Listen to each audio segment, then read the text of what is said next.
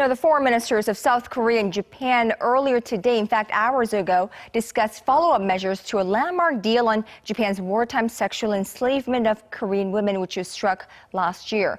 Tokyo vowed to speed up the process of providing the promised roughly $9.9 million for fund. Our foreign affairs correspondent Kwon Soa reports.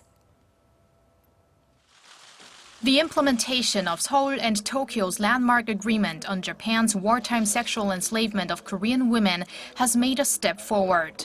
South Korea's Foreign Minister Byung-se and his Japanese counterpart Fumio Kishida held a phone conversation Friday evening, which came on the heels of a Director General level meeting in Seoul earlier this week that reportedly resulted in significant progress on the follow-up measures to the so-called Comfort Women deal.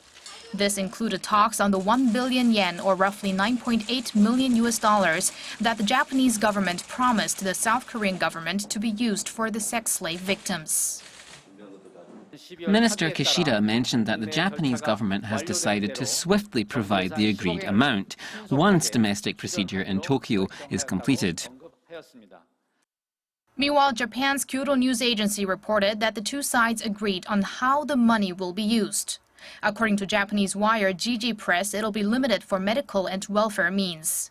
But Seoul's foreign ministry said details are yet to be decided on by the Reconciliation and Healing Foundation, which was launched in Seoul last month, through which Japan's money will be transferred. However, not all of the 40 surviving victims accept the establishment of the foundation and the landmark deal.